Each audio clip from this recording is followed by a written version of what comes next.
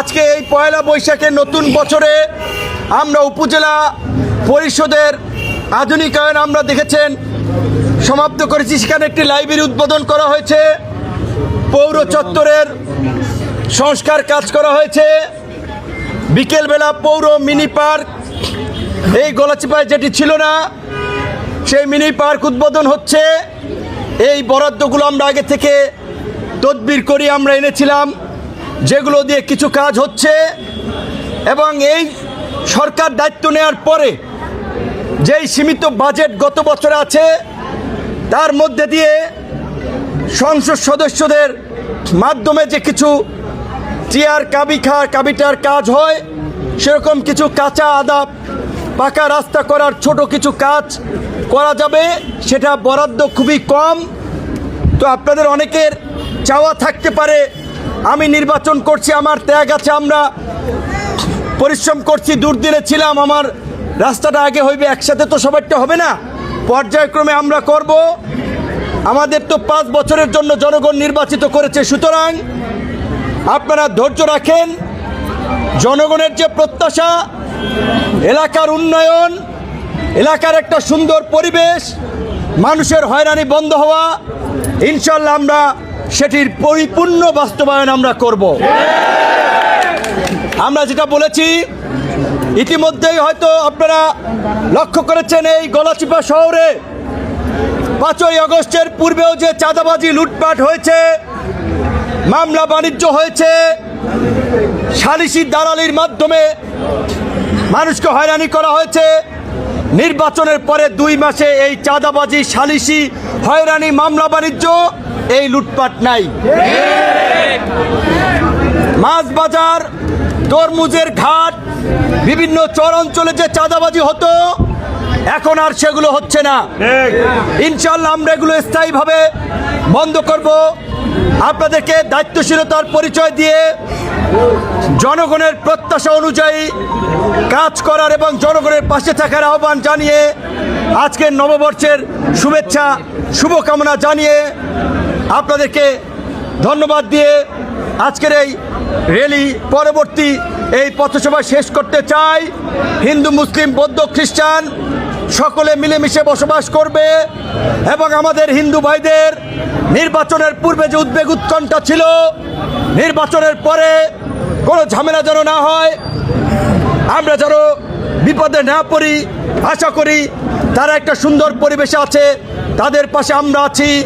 ইনশাল্লাহ সকলে মিলেমিশেই এই গলাচিপা 10 মিনাকে একটি শান্তির জনপদে, উন্নয়নের জনপদে প্রতিষ্ঠা করব, এটাই আমাদের নতুন বছরের অঙ্গীকার। আল্লাহ হাফেজ। ربنا فاغفر لنا ذنوبنا وكفر عنا سيئاتنا وتوفنا مع الأبرار رب ارحمهما كما ربياني صغيرا وصلى الله على خير خلقه أجمعين وارحمنا معهم برحمتك يا أرحم الراحمين।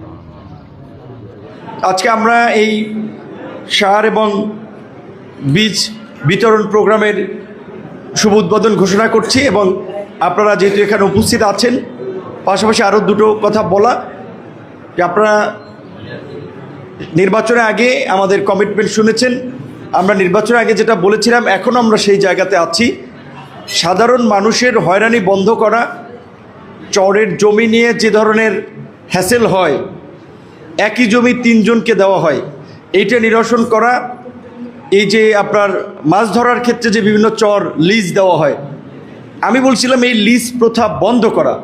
এখন আবার কিছু কৃষক ঢাকায় গেছে, তারা বলছে নাহলে তো যার গায়ে জোর আছে সে দখল করে খাবে, জোর যার মুল্লুক তার, এরকম একটা অবস্থা। তো সেই ক্ষেত্রে আবার বলছে যে একটা প্রক্রিয়া নেওয়া লাগবে, যে কী প্রক্রিয়া এখানে কাজ করবে। আমরা চাই যে মিনিমাম খরচে মানুষ যেন সুবিধা পায়। এই চর থেকে সরকার কয় টাকা পাবে? এই টাকা সরকারের না হলে কিচ্ছু না। কিন্তু আমাদের মধ্যে আপনারা যারা নেন তারা প্রতিযোগিতা করে কিন্তু বাড়ান। অফিসারের কাছে যাই বলেন স্যার আমার দিলে দেবো 5 লাখ, আরেকজন যাই বলে তার দিলে দেবে 7 লাখ। তাহলে ওই 1 বছরে যখন 7 লাখ টাকা আপনার দর ওঠে, পরের বছর ওর নিচে নামতে পারে না। ঠিক একইভাবে বাজারের ইজারাগুলো তো আপনার এইভাবে দেখা যায় বাজার থেকে খুব বেশি ইনকাম নাই, কিন্তু একটা সিম্পল বাজার সেইটার 10 লাখ 20 লাখ 50 লাখ 60 লাখ টাকা ইজারা উঠে ফেলছে। এইটা প্রতিযোগিতা করে। আমরা এটা রিভিউ করব যেন এই ইজারাগুলোকে কম মূল্যে নিয়ে আসা যায়। আমাদের সেক্ষেত্রে আপনাদের সহযোগিতা প্রয়োজন। রাজনৈতিকভাবে যারা আছে, ব্যবসায়ী আছে, তারা অনেকে চিন্তা করে বিভিন্ন জনকে ম্যানেজ করে যদি হাটের ডাকটা সে নিতে পারে সে ওটা উসুল করে নেবে, কিন্তু উসুল করে জনগণের উপর দেয়া।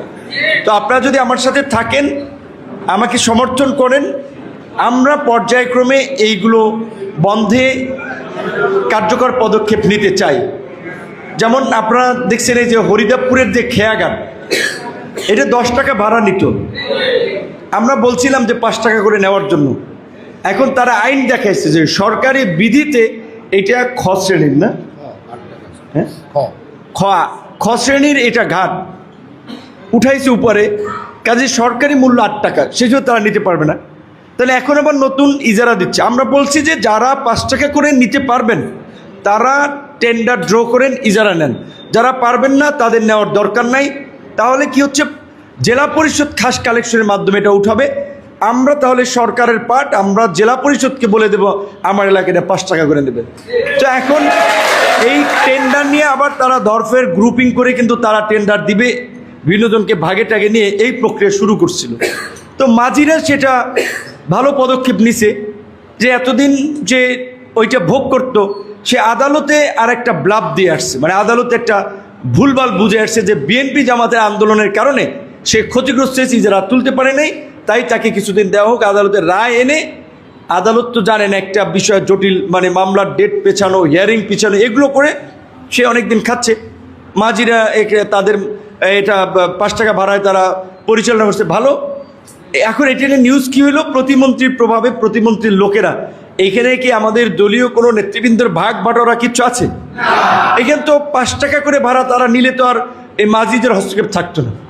এখনও বিভিন্ন লেভেল থেকে কিন্তু ফোন দেওয়া হচ্ছে যে আপনাদেরকে অন্য জায়গা থেকে দেওয়া হবে, এইটা ওনারে ছাড়েন। তো আমরা বলছি না, এইটা উপজেলা, এই নির্বাচনী এলাকা গলাচিপা 10 মিনিট সর্বোচ্চ জনপ্রতিনিধি আমি, সেই হিসেবে অবশ্যই জনগণের সেবার জন্য সরকারি বিধিবিধান যদি পরিবর্তন করা লাগে আমরা সেটা করব। এই জন্য আপনাদেরকে অনুরোধ করব যে আপনারাও একটু ধৈর্য রাখেন, আস্থা রাখেন।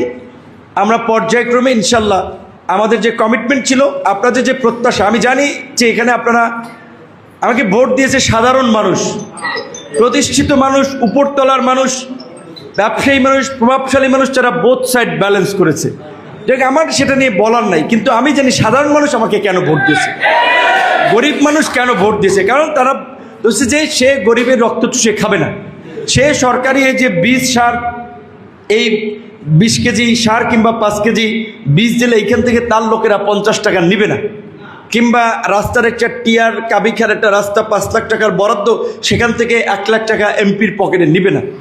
আমার যে অবস্থান আছে আল্লাহ পাক চালাই নিচ্ছে সম্মানের সাথে, মর্যাদার সাথে, এবং আমাদের মতো মানুষ যেইভাবে চলাফেরা করে সেইটুকু সক্ষমতা আল্লাহ দিয়েছে। সুতরাং আমার আপনাদেরকে এই খালের থেকে, ইজারা থেকে নিতে হবে পয়সা, এই মেন্টালিটি আমার নাই। এবং আমি আপনাদেরকে বলছি যে আমি এই আপনাদের এই এলাকা থেকে কোনো উন্নয়ন প্রকল্প থেকে কিংবা আপনাদের বরাদ্দ থেকে 5 পয়সাও আমি ব্যক্তিগতভাবে নেব না।